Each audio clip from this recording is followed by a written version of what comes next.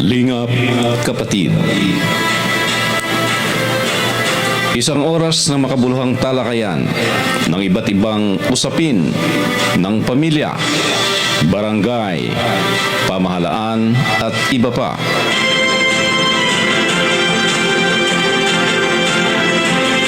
Talakayang nakaugat sa salita ng Diyos.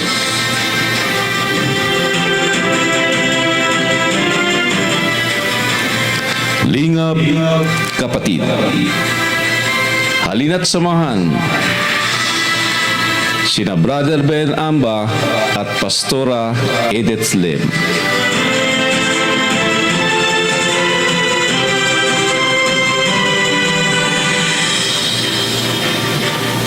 Pinagpalang hapon po, Luzon, Visayas, and Mindanao. Ganon din sa ibayong dagat, saan man makarating yung ating live stream. Pinagpalang buhay po sa ating lahat at syempre binabati po natin ang lahat po na nakasubaybay sa ating palatuntunan dito sa Bayanihan Broadcast Media ng CIA Bayanihan. Of course, bago po tayo pumailang lang sa Himpapawid ay pinasalamatan po natin ang ating punong founder, Sir Efren Rafanan Sr. At binabati natin ang lahat po ng mga opisyalis ng CIA Bayanihan at lahat po, shout out sa lahat po ng nanonood sa mga sandaling ito, yung atin po mga opisyalis at mga miyembro, yung mga ka-CIA Bayanihan po natin. At sa hapon pong ito ay hindi po natin makakasama si Pastora Edith Lim dahil mayroon po siyang mahalagang commitment para sa komunidad.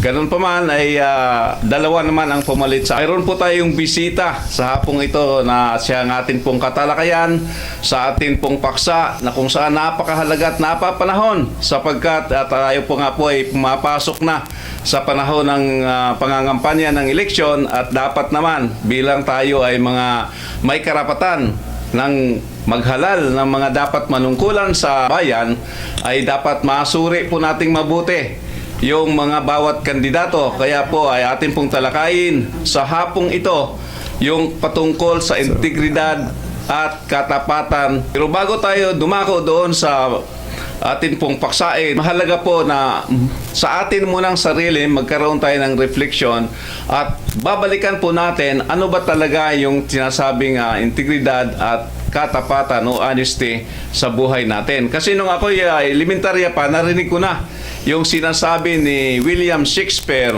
honesty is the best policy, no? So lahat siguro tayo ay nakakarinig yan mula sa ating mga guro nung tayo nag-aaral pa. Kaya mahalaga na sa ating sarili, alam natin kung ano yung totoong kahulugan ng salitang katapatan. Kasi mahirap natin dalhin yung usaping katapatan sa labas kung mismo sa ating sarili ay hindi natin alam kung ano nga ba ang katapatan para sa tunay na kahulugan sa buhay ng bawat isa sa atin. Kaya nga, nabanggit ko kanina yung sinabi ni William Shakespeare sapagkat yun po yung pinaka-common na motto ng mga estudyante noong unang panahon. Kahit ako, nung ako'y nag-aaral, yan ay isa sa naging motto ko na ang pagiging katapatan ay isang napakagandang ugali na pairalin ng bawat Pilipino.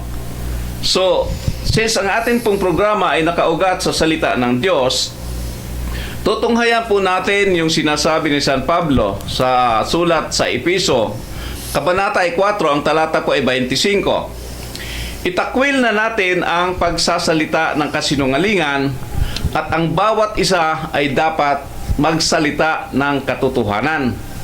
Sapagkat tayo po ay nasa isang katawan lamang.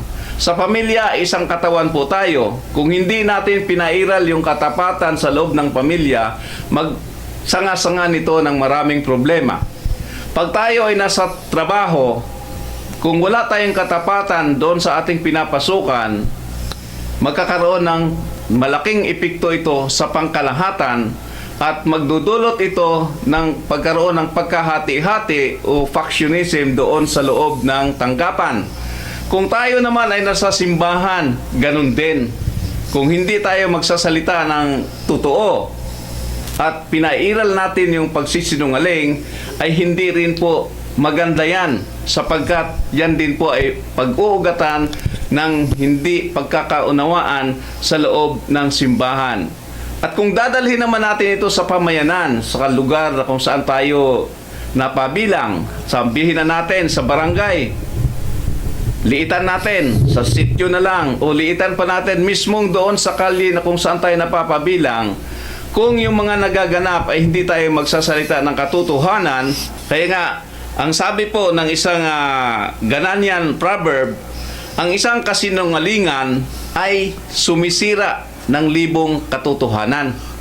So, ang laki talaga ng epektong negatibo kapag tayo po ay naging sinungaling sa ating sarili. Sabi nga, pwede tayo magsinungaling sa ibang tao, pero hindi tayo pwedeng magsinungaling sa sarili natin dahil walang ibang higit na nakakaalam, nakakilala sa atin, kundi yung ating sarili. At lalo't higit, hindi tayo pwedeng magsinungaling doon sa may likha sa atin, ang may kapal. Kaya yung ating pong talakayan sa hapong ito ay sasamahan po tayo ng ating mga guest. Siya po ay isang nasa pinalakang tabing, no, kung tawagin. Siya po ay isang composer, director, no, recording artist ng Viva Records, na may kontrata po siya na 5 taon sa kasalukuyan. May po siyang film director, film musical director. Siya ay isang scriptwriter. At the same time, nagpo-produce din siya ng sarili niyang pelikula. Kagaya ng Dakila Ka, Aking Ina. Siya ang producer, siya ang director, siya ang scriptwriter, at gumaganap din siya ng aktor. Pakyawan. Ganon siya kagaling. Composer din siya ni Jeremiah. Composer siya ni Manilyn Reynes. Composer doon sa Super Ingo na programa ng ABS-CBN nung araw. Pati yung programa ng It Bulaga, yung That's My Boy, ay siya din ang nagko-compose noon. Ang tinutukoy ko po ay walang iba kundi si Ginoong Gilbert C. Palakpakan po natin yung ating mga guest. Yes. Thank you so much, Mr. Amba, sa pag-invite sa akin. At sa kay Ma'am Nancy, yung aking katabi. Ang maganda. Ano pa? Sexy. Wala ka dyan. Wala ba? So, welcome po dito sa show ni Sir Mr. Amba po. Talagang tutok lang po kayo dyan, mga kaibigan. Ayan, tama. Nabanggit na nga ni Derek G na ang isang kasama pa po natin ay yung Vice President ng National Capital Region dito sa CIA, si VP Ma'am Nancy Asisor. Welcome po, ma'am, sa atin pong programang Lingap Kapatid. Bumati po kayo sa ating mga taga-subaybay. Okay po. Magandang gabi sa ating lahat. Luzon, Visayas, Mindanao. Higit sa lahat sa ating founder president Sir Efren Rambura Panan. Siyempre po sa iyo, Sir Amba, no? Salamat at nagulat ako na nandito ako. Oo. At ibinabati ko ang lahat nandyan sa Iloilo, ang aking bayang Sinilangan. By Thursday, magkita-kita po tayo. Kaya ayan, pinapasalamatan ko na yung preparasyon nyo na nandyan. At syempre, ang aking mga kapatid na syempre ilang taon na hindi kami nagkikita. Kaya binabati ko kayo na magkita-kita po tayo sa Saturday sa piyesta natin. Okay. At ang lahat, syempre, binabati ko, Sir Amba, yung mga taga-NCR, ng mga coordinator natin una-una. Ayan, pagbigyan mo muna ako, no? Sige. Syempre, yung ating pinakamasipag na coordinator ng Pasig, si Sir Junel. Ayan. Ang ating taga-Tagig, yan, very active and very supportive ng mga leaders, tsaka yung mga members, no? Saludo ako sa inyo. Syempre, yung taga Quezon City, lalo na yung ginawa naming food feeding nung Sunday, talagang sobrang umaapaw ang kagalakan ko sa kanila kasi yun, sabi nga po kanina sa program mo, Sir Amba, no? Talagang tama po yun na yung ginagawa natin, no? Pagtulong. Kaya maraming salamat at binabati ko kayong lahat, yung lahat na sumuporta sa ating lahat ng mga activity, lalo na yung mga NCR natin. At sa lahat, binabati ko kayo. Ayan, pagpalain tayo ng Diyos sa ating mga ginagawang mabuti. Yan lang po. Ayan pala. Ang ating NCR Vice President. Yeah. Maraming salamat, Ma'am Nancy, sa inyong bati at napakagandang introduction po sa ating programa. Actually po, mga minamahal naming Siyay Bayanihan at sa lahat po na nakasubaybay sa ating programa, ay si Ma'am Nancy po ay napaka-aktibo po sa mga social activities para lingapin po yung ating mga kapatid na nangangailangan. Kagaya nga po noong nakaraang linggo ba? Yes. Linggo. Yes po. So nagkaroon sila ng community outreach, nagkaroon sila ng feeding sa lugar po ng Mandaluyong. So isa po yan sa mga activities na paglingap po natin sa ating mga kapatiran. Malawak po ang scope po ng paglingap natin sa iba't ibang aspeto sa buhay ng tao. Kaya dito sa Siyay Bayanihan, Completos Ricados po. Yung mga hindi pa naging member ng organisasyon po natin, abay, huwag po kayong pahuli. Sumabay na po kayo sapagkat napakaganda po ang mga programa po natin dito sa Siyay Bayanihan. Holistic po. Mayroon tayong pangkalusugan, mayroon po tayong para sa batas, mayroon tayong operasyon tulong, mayroon tayong lingap kapatid, mayroon tayong haranas sa bayanihan at iba't iba pa mga programa na kung saan kapupulutan po talaga natin ng aral kung tayo ay nakasubaybay sa mga programa dito sa BBM, ang Bayanihan Broadcast Media. Ngayon, dakuan po natin yung ating paksa, yung tungkol sa katapatan. Dalhin po natin ito sa nalalapit na halalan. Bilang tayo ay may mga karapatang magluklok ng mga mamumuno sa ating lipunan, obligasyon natin na kilatisin o alamin, suriin ang bawat tumatakbong kandidato na ibig manungkulan sa bayan. Ano ho ba ang masasabi ninyo na maiugnay natin dito sa ating paksa? Dapat taglay niya o maipakita niya, mapatunayan niya na mayroon siyang ganitong values para sabihin natin siya ay karapat-dapat ng ating boto o ng boto ng mamamayang Pilipino. Direk, ano ho ba masasabi niyo? Siguro ako naman ang mabigay kong idea is kailangan talaga pag dumating na yung tamang oras ng halalan, piliin talaga natin ang tamang tao na talagang ang puso ay totoo, hindi yung bulsa ang una bago ang pag-asenso ng bayan. Para sa akin, talagang kailangan yan na piliin talaga at suriin natin ang tama kasi sa dami na ng trials na nangyari sa Pilipinas, parang paulit-ulit lang eh. So it's time talaga siguro na tumbukin na natin kung sino ang talagang dapat natin iboto na walang sablay. So, ibig ba sabihin to, Direk, mayroong malaking kinalaman sa paksa natin na bahagi ng ating pagsusuri sa isang kandidato yung katapatan ng taong ito sa bayan. Opo, dapat talaga. Oh, so kung ito ay dati na nanunungkulan at humihingi ng re-election, alin ang gawin nating batayan para siya ay karapat-dapat muli sa boto ng taong bayan? Para sa akin, i-search na kasi high-tech na tayo ngayon eh, Yeah. 'di ba? Kaya nga mas madali nating alamin ang kung anong klaseng tao ang mayroong kandidato na to. Ano ang mga nagawa niya. 'Di ba? Dapat talagang alamin na natin ang tama. Kasi kung hindi pa natin alamin at makuha lang tayo sa sinasabing 500. 500 o tataasan pa. O sige, 2,000 pa. Pwede. Pag binili ang boto nyo ng 2,000, ako sabihin natin 5,000 pa. O malaki na yan.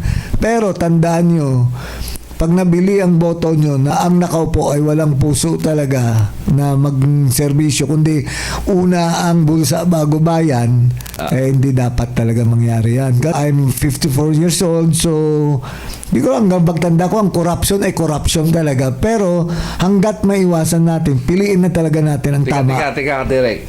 Sinabi mo 54. Oo. Para ka namang 34 lang ha. Nagbibiro ka yata. Parang no, 34 naging 34, okay ah. Di ba?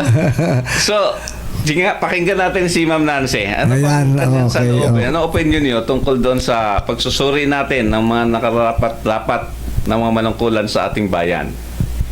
Ayan, Sir Amba, no? Dapat susuriin din natin yung namumuno sa ating bayan. Siyempre, una, yung makadiyos siya, makatao at makabayan. Makikita natin, suriin natin yung kanyang mga ipinapangako o kaya mga plataforma niya. At siyempre, yung background niya, alamin natin kung yun ba ay totoo at madali natin malapitan. Hindi yung sa panahon ng pangangampanya ay pangako lang. Hingin natin ang gabay at ang karunungan mula sa Diyos, kasi kung karunungan mula sa Diyos na ibinibigay niya sa tao, tsak talaga na Panalo. panalo na at yan ang totoo. So tingnan natin, no, ang mga ibubuto natin, tama, iluluklok natin na yung madali natin malapitan, nakakatulong siya, at yung background before ng kanyang family, syempre nakikita natin yung may gawa, hindi yung puro na lang gawa. Pipiliin natin yung taong may Diyos at may takot sa tumutupad sa pangako. Yan. Nabanggit ko nga sa introduction kanina na napakapalad po natin sa hapong ito, sapagkat bukod sa napakagaling po niyang magbigay ng komento, ay atin din po siyang mapapakinggan at maghandog po siya ng awitin Low para battery sa shot ating lahat. bomb. Kaya palakpakan po natin si Derek G para sa handog na awit para sa ating lahat. Yes, thank you so much.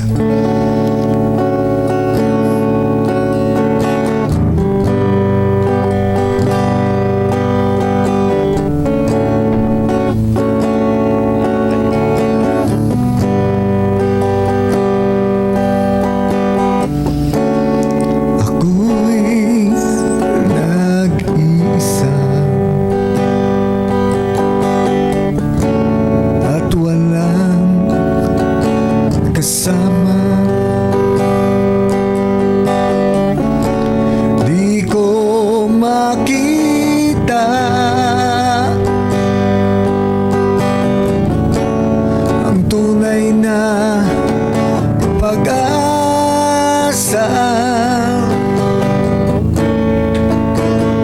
Ang himig natin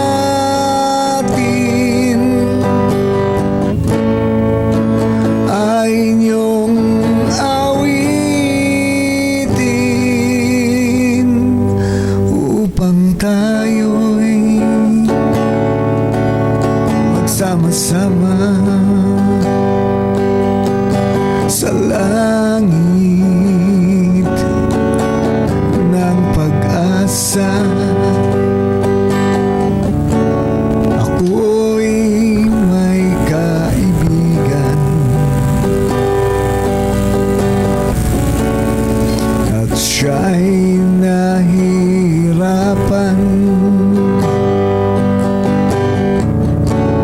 Handa na ba kayong lahat upang siya'y tulungan?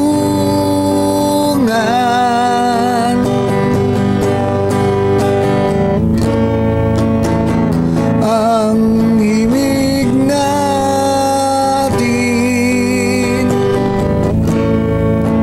ay inyong awitin upang tayo'y magsama-sama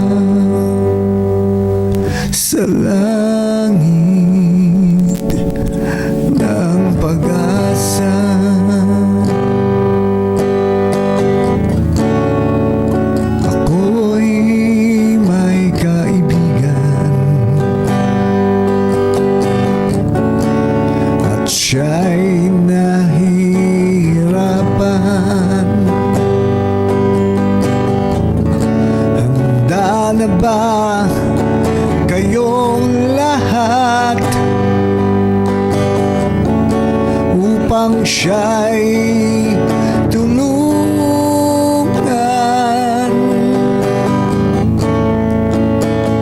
Ang himig natin ay inyong awitin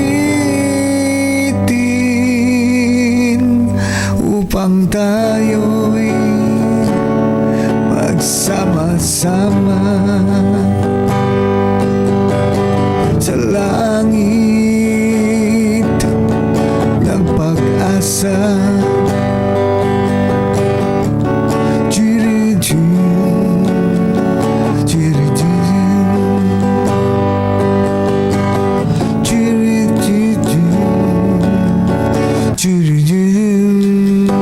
Okay, palakpakan po natin mga Thank you. kaibigan. Yung ating pong napakagandang handog galing po sa ating guest sa hapong ito, si Derek G. Ha? Kaya napakapalad po natin na sa hapong ito ay pinaunlakan po tayo ng ating kapatid na ito. At dudugtungan ko po yung sinasabi ni Ma'am Nancy kanina, mga giliw na taga-subaybay. No? Pipiliin daw natin yung sabi niya, madaling malapitan. Totoo po yun, merong madaling malapitan. Kaya lang may malaking problema, ang hirap hanapin. Ang hirap matagpuan. Tama. Nalalapitan pero mahirap matagpuan. Tama. Yeah? So, talagang nasa atin na bilang mamamayan, kaya yung sinasabi ni Ma'am Nancy kanina, sabi ko, siyaing talaga ito eh. Kasi ito yung motto eh, na ang hinahanap po natin na manguna o manungkulan sa ating bayan, ito po yung mga leader na mayroong pusong makabayan, pusong makakalikasan, may pagmamahal sa kapwa-tao, at may pagmamahal higit sa lahat sa Diyos. Kasi kung ang tao ay walang pagmamahal sa Diyos, yung katapatan ay hindi po niya may papakita sa kanyang tunay na buhay. Kung hindi niya taglay yung katapatan sa kanyang personal na pamumuhay, ay lalo namang hindi niya ito maipakita sa kanyang pinaglilingkurang pamayanan. Kaya napakaganda po talaga dito sa CIA Bayanihan. Imagine niyo po, natumbok na naman ni Ma'am Nancy na kailangan ang mamumuno, pipiliin natin yung mga kumakandidato na mayroong pagmamahal sa kalikasan. Kandidato na walang pakialam sa pagkakalbo ng ating kagubatan. Yung walang pakialam sa sitwasyon ng urban na punong-puno ng basura. No? Yung mga kandidato na walang pagpapahalaga sa buhay ng mga inosenteng sanggol sa sinapupunan ng kanilang mga ina. Ito po yung mga tao na walang totoong pagmamahal sa kapwa. Kung walang pagmamahal sa kapwa, masabi na rin natin na baka wala rin siyang pagmamahal sa kanyang sarili. Kung hindi niya makuhang mahalin ang kanyang sarili, mga minamahal naming kapatid, ay lalo namang mahirap niyang ipadama yung pagmamahal na yan doon sa kanyang kapwa. Kasi nga, kung ano yung pagmamahal natin, dapat na ipakita ito ng konkreto sa pamamagitan ng gawa. Kaya tama yung sabi ni Ma'am Nancy kanina, na yung huwag yung ngawa ng ngawa. Dapat mas maraming gawa kaysa ngawa ng ngawa. Yun po yung kailangan natin sa panahon ng halalan, na mapili nating mabuti yung mga manunungkulan sa ating bayan. Kaya ito na po ay para na rin voters education na ito. Kalimitan po talaga nangyayari ito, na yung mga pumupunta doon sa presinto pagbutuhan na, kung anong hawak na sample ballot, Muslim, namimili na lang sila doon sinong isusulat, sinong ibubuto. Hindi talaga na napag-aralan yung kanilang ibuboto ay karapat-dapat ba para sa boto nila. Kaya bilang responsableng mamamayan, tungkulin po natin na alamin muna natin bago tayo tumungo doon sa mga presinto para sa pagboto, na ang ating ibuboto ay talagang na-screen na natin na mabuti ito, nasuri na natin yung kanilang pagkatao. Kung sila man ay kasalukuyang nanunungkulan at humihingi ng pagtutuloy ng kanilang panunungkulan sa bayan, ay titingnan po natin yung track records, yung kanilang accomplishment bilang lingkod bayan. Kung ito ay maraming bahid ng korupsyon, maraming isyo patungkol sa katiwalian, abay, siguro sang-ayon kayo sa akin na hindi na ito karapat-dapat na pagtiwalaan muli ng ating boto. Sapagkat ang mga ganitong tao, hindi po sila ang kailangan natin na manguna sa ating lipunan dahil hindi sila makakatulong na ang adhikain natin, na gusto natin na ang bayan ay maiayos, no? Kasi kung walang kaayusan ang bayan, diyan po nagiging problema, lumalawak yung isyo ng katiwalian. Pag mayroong maraming katiwalian, sanga-sangayan, mayroong maraming problema ng kapayapaan. Kasi nga, hindi iiral ng hustisya kapag umiiral ang katiwalian dahil maraming pera na itatapal doon sa mga humahawak sa kanilang legal na usapin, kung kaya't yung totoong hustisya ay hindi makakamtan ng mga taong naagrabyado. Kaya piliin po natin na yung atin pong talagang ibubuto ay yung mga karapat-dapat. Kaya dito sa CIA, ini-educate po ang bawat miyembro na ang bawat kasapi ay tungkulin niya na alamin yung katotohanan sa part po ng ating orientation. Andyan po yan. Pinapaliwanag yan. Lalo na kung si Ma'am Nancy ang nagbibigay ng orientation, ay hindi ho makakalagpas talaga yan. Hinihimay-himay niya ang lahat. Yung vision, yung mission, yung objectives, hinihimay-himay lahat yan. Ano ba yung pinaka-goal ng organisasyon natin? Paano ba natin makamtan ito at maisakatuparan? Lahat yan binibigyan ng emphasis ni Ma'am Nancy. Kaya hindi ho sapat lamang na tayo ay nagpapamiyembro. Tiyakin po natin na yung mga sasali po sa organisasyon ay ganap po nilang naunawaan kung ano ang pinakalayunin ng CIA Bayanihan. Sapagkat kung hindi nila naunawaan, ay hindi sila maging katuwang natin para sa hinahangad nating pagsulong ng pagbabago ng bayan. At bago mangyari yung pagbabago ng bayan, kailangan muna ang pagbabago ay nasa ating sarili. Kaya nga yung katapatan, bago natin hingiin yan sa ating kapwa, dapat tayo muna ay naging tapat sa ating sarili. Kasi kung tapat na tayo sa ating sarili, pwede na nating, madali na nating makita at malaman na ang taong ito ay hindi tapat din sa kanyang sarili, batay sa mga bagay na kanyang mga ginagawa. Lalo na kung lingkod bayan ito, yung kanyang mga performance ay magsasalita kung anong klaseng leader siya na nailuklok nung unang panahon at ngayong mag-i-election, kung humihingi ito ng re-election, ay siguro sinasabi ko na huwag na nating ibutong muli dahil hindi sila maging katuwang natin para mapaigi po ang takbo ng ekonomiya at magkaroon ng kapayapaan at kaunlaran po sa ating bayan. Bago po mangyari yung kaunlaran at kapayapaan sa ating bayan, ay baka sa barangay natin ay punong-puno ng kaguluhan. Talamak yung illegal trade ng droga, no? Yung mga illegal drugs, baka naman talamak sa ating pamayanan.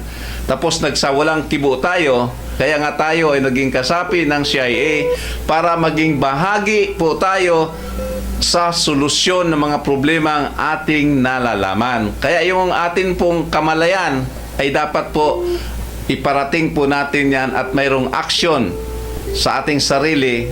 At kung hindi natin kayang gawin, iparating po natin sa kinaukulan through the CIA Bayanihan, nang sa gayon magkaroon po tayo ng konkretong pagtulong o pagtugon sa bawat sitwasyon na ating nararanasan. So, ano po yung pwede pa ninyong idugtong tungkol sa usapin ng integridad ng isang tao para masabi natin na sila ay karapat-dapat para sa nalalapit na halalan? Ma'am Nancy. Siguro sa integridad ng isang tao, yun nga, sabi natin na may panindigan at may katapatan sa kapwa, na at higit sa lahat yung integridad niya na yung mga pangako niya ay ito ay magkakaroon ng katuparan at huwag niyang sisirain yung mga pangako niya.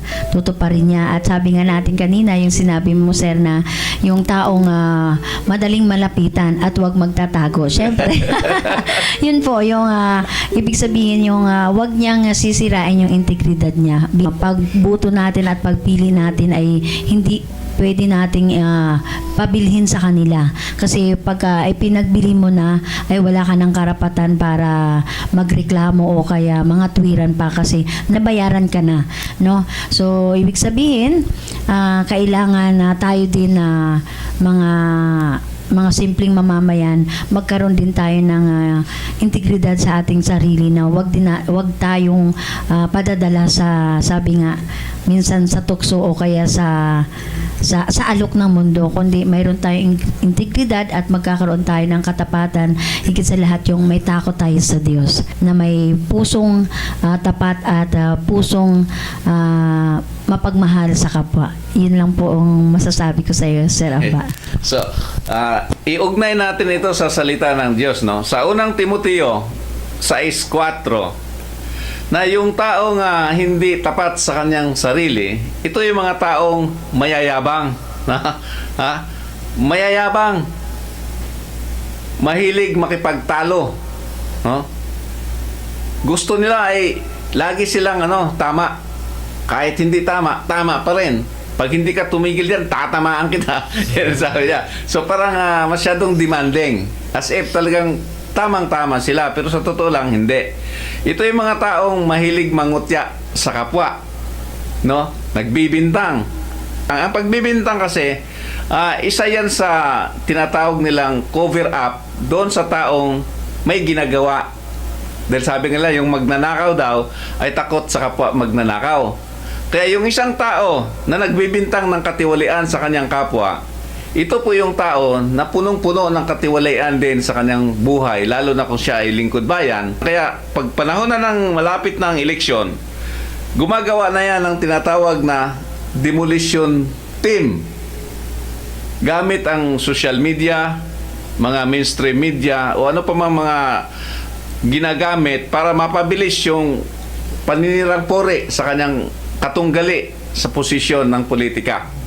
So kapag ang isang tumatakbo sa halalang ito ay makita natin yung kanyang sistema na sinisira niya yung kredibilidad, integridad ng kanyang kapwa kandidato, ibig sabihin ang taong ito ay punong-puno ng ganong bagay sa kanyang buhay. Kasi kung malinis na pagkatao ito at malinis yung kanyang hangarin na maglingkod sa bayan, ang kanyang ipopromote yung agenda, yung plataforma ng kanyang paglilingkod. Hindi niya sisilipin yung mga ginagawa ng kanyang katunggali na hindi mabuti. Dapat ang ipopromote ng isang karapat-dapat na manungkulan sa pamahalaan ay yung kanyang mga programa na makakatulong sa taong bayan. Pero mag-ingat po tayo, mga ka-CIA bayanihan, at sa lahat po ng nakatunghay sa ating palatuntunan, sapagkat sa panahon po ng mag-e-eleksyon ay grabe po. Sobrang dami yung mga napakagandang pangako naman talaga. Sabi nga nung isang tumatakbong mayor, mga kababayan, kapag ako ay inyong hinalal, magpapatayo ako ng tulay. Ay yung bayan na yun ay wala namang ilog. Sabi nung kanyang mga audience, yung kanyang mga kababayan, yung kanyang mga constituents, Mayor, sandali! Oh, bakit? Ano problema? Ay, wala tayong ilog. Sabi ng kanyang constituent, sabi naman ni Mayor, ay hindi yan problema. Magpapagawa tayo ng ilog. Di ba? Lumusot na naman si Mayor. Yung pangako niya, hindi pala realidad. Ba't ka magpapagawa ng tulay at gagawa ka pa ng ilog para magkaroon ka ng tulay? No? So, hindi siya makatotohanan. Napakaraming maganda at matatamis na pangako ng mga politiko. Hindi naman natin nila lahat. Basta, pag mayroong nangangako, ay suriin po nating mabuti kung ang pangako niya ba ay totoo. Magigage po natin kung ang binibitawan niyang pangako sa atin ay totoo o hindi. Batay na rin sa pangako na binibitawan niya para sa taong bayan. Kaya napakahalaga po na tayo bilang botante ay well-educated po sa ating karapatan sa pagboto. Well-educated po tayo sa pagpili ng karapat-dapat na manungkulan po sa ating bayan. Ito po ipanawagan sa atin na i-amend po natin ang ating buhay nang sa gayon, yung ating pong lahat ng ginagawang pagsisikap na maging tapat sa ating sarili para maging tapat tayo sa kapwa at higit sa lahat maging tapat tayo sa Diyos, tayo din naman kasi ang mag-aani noon. Sabi nga ni Ginoong Derek J. kanina na ang pagbabalik ng Panginoon ay nalalapit na. Baka mamaya, baka bukas, baka sa makalawa. Kung hindi tayo handa, ay di tayo din ang nagiging kawawa. At ang sabi nga ng Biblia, walang nakakapunta sa dakong roon, yung sinasabing langit, kung ang tao ay puno o bahid ng kasalanan. Totoo naman, lahat tayo ay nagkakasala. Pero kung manatili tayo doon sa kasalanan, na alam natin na mali ang isang bagay, at nagpapatuloy tayo, parang sinasadya o hinusgahan na rin natin ang ating sarili na ang ating pupuntahan ay hindi doon sa minimithi natin na langit, buhay na walang hanggan. Tandaan po natin mga kapatid, no? Mga kapwa ka-CIA at sa lahat pa po na nakasubaybay sa ating palatuntunan, na ang buhay na walang hanggan, yan po ay tatamasahin ng bawat isa sa atin na mayroong buhay.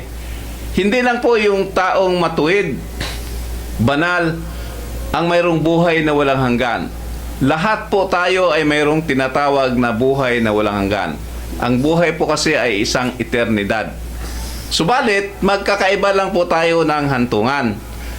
Yung mga taong nagsisikap na makasunod sa kalooban ng Diyos, ang posibilidad nito, ang hantungan nila ay langit. Pero yung mga taong nagpatuloy sa paggawa ng kasamaan, patuloy naging dishonest sa kanilang sarili at sa kanilang kapwa, naging dishonest sa Diyos, ay magpapatuloy din yung buhay nila sa kabila. Lamang opposite ng langit, at ito po yung impyerno. So, magpapatuloy yung buhay niya doon sa kabila, sa ganung kalagayan. Alam mo naman kung anong tayo mo talaga sa buhay sa harapan ng Panginoon, ating pong programa ay nananawagan kasi paglingap nga sa kapwa.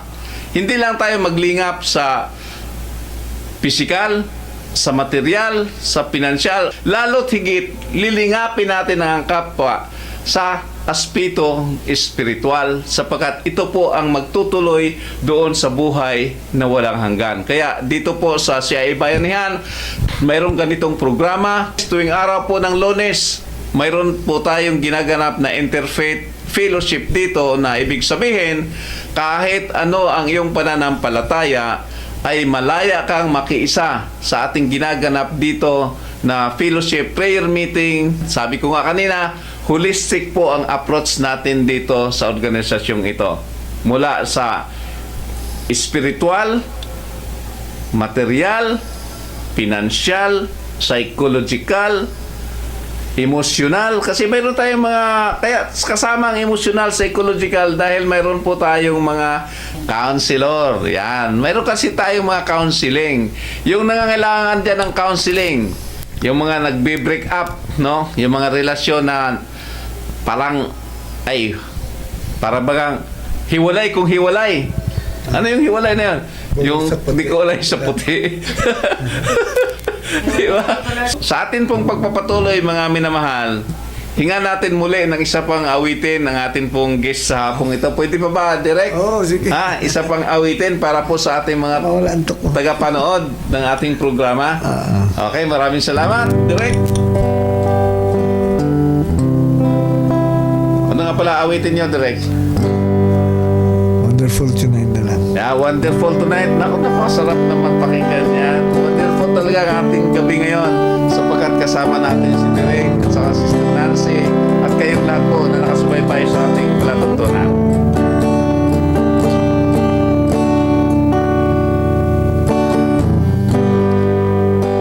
It's late in the evening, just wondering what clothes to wear. She puts on her makeup, yeah, and everyone turns to see how can I tell her as I turn out the light. I say, my darling, you are wonderful tonight. Tonight.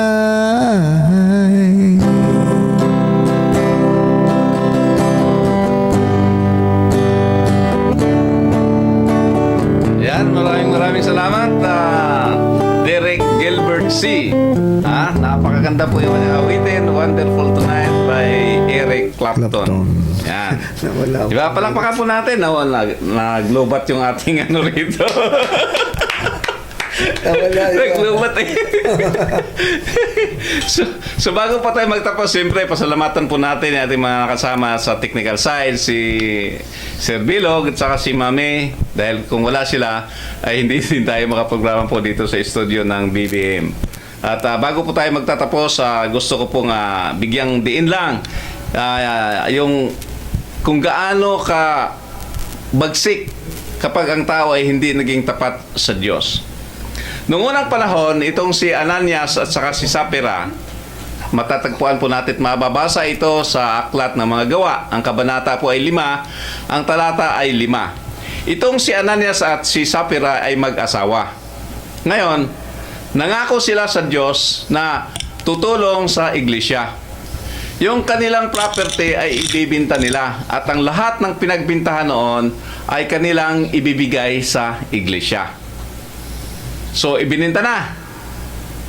Subalit, yung kanilang pinagbintahan, napagkasunduan naman nilang mag-asawa na huwag lahat ibigay doon sa iglesia. So, hindi sila nagiging tapat doon sa kanilang pangako na ang pinagbintahan ng kanilang ari-arian ay itulong doon sa iglesia.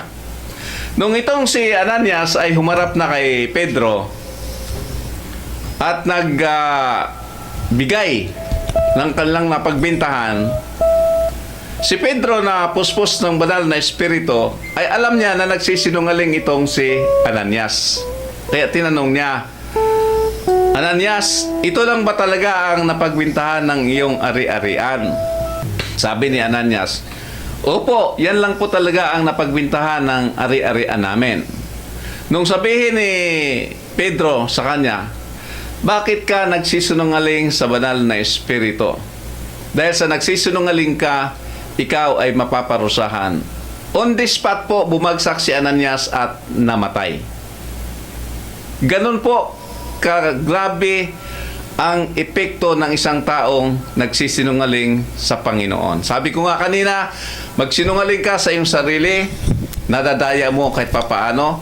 Nagsinungaling ka sa iyong kapwa, kayang-kaya mong palusutan. Subalit, kahit anong tago mo pa ng iyong pagsisinungaling, kung ang Diyos na ang magsusuri sa iyo, hindi ka talaga makaligtas at hindi mo maitago ang iyong pagsisinungaling sa harapan ng Panginoon. Inilibing agad yun si Ananias, kinuha ng mga tao, ng mga kasamahan ni Pedro at inilibing. Nung dumating yung kanyang asawa, makalipas ng ilang oras, tinanong, Sapphira, ito lang ba ang napagbintahan ng inyong ari-arian? Sabi ni Sapphira, opo, yun lang po talaga ang napagbintahan. Di sinabi na naman, bakit ka nagsisinungaling sa Diyos? At on the spot, bumagsak din si Sapphira at namatay. Ganon kalupit ang parusa nung araw kapag ang tao ay nagsisinungaling sa Panginoon.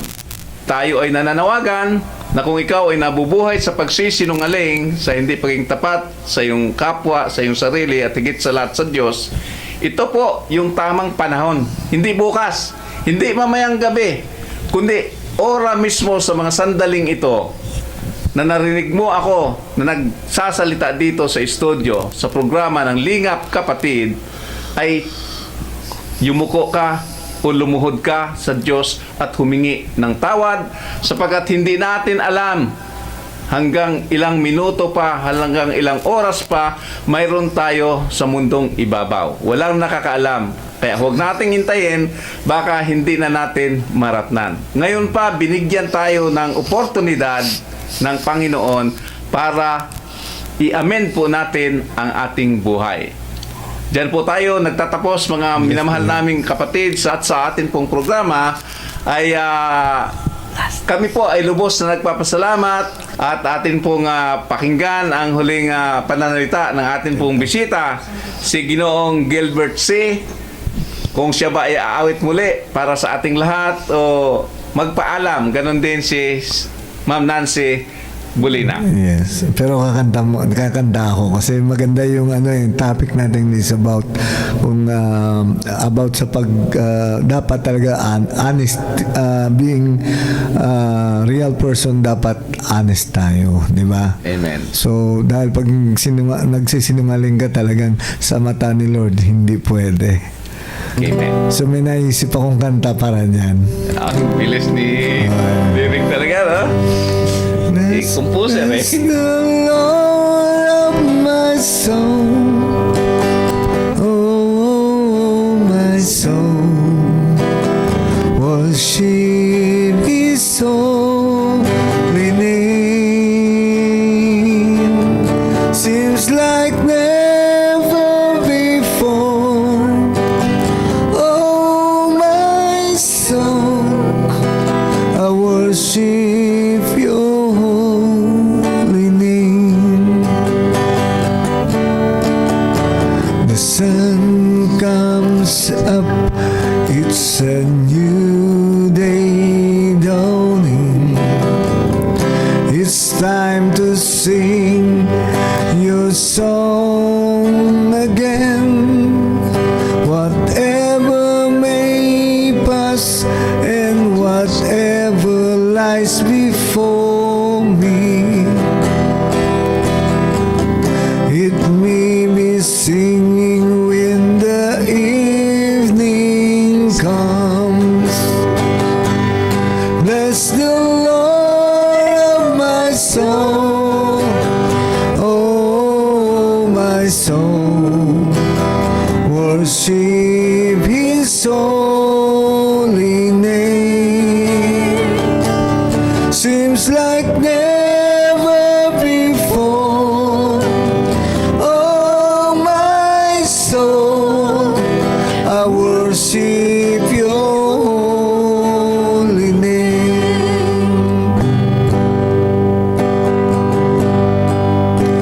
You reach in love and you're slow to anger. Your name is great and your heart is kind. For all your goodness I will keep on singing. 10,000 reasons and forevermore.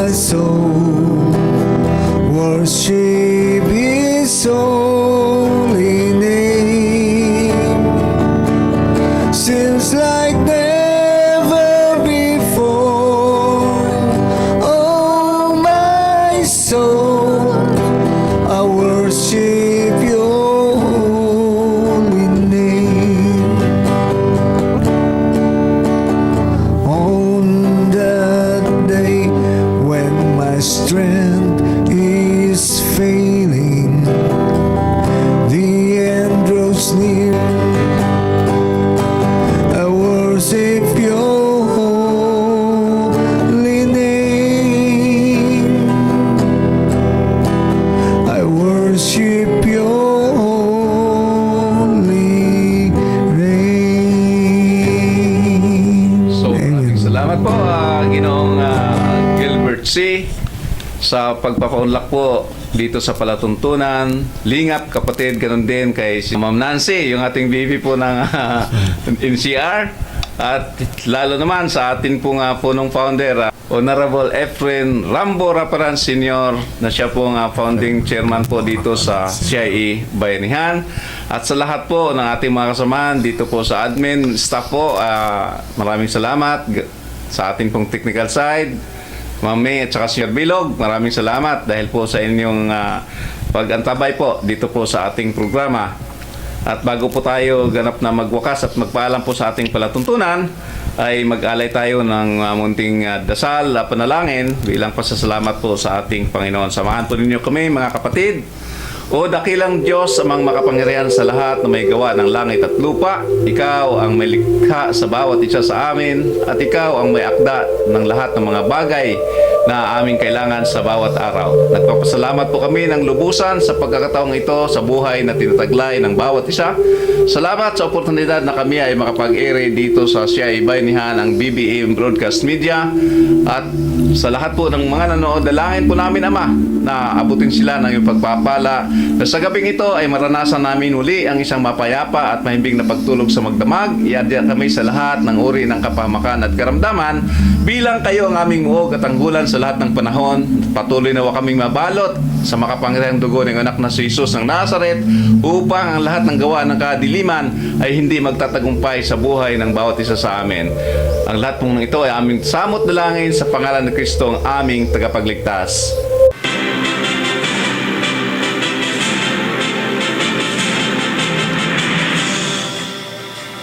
Lingap, kapatid. Isang oras na makabuluhang talakayan ng iba't ibang usapin ng pamilya, barangay, pamahalaan at iba pa.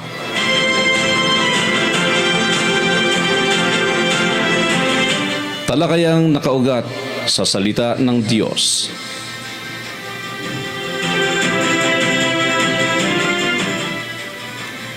Lingap, kapatid.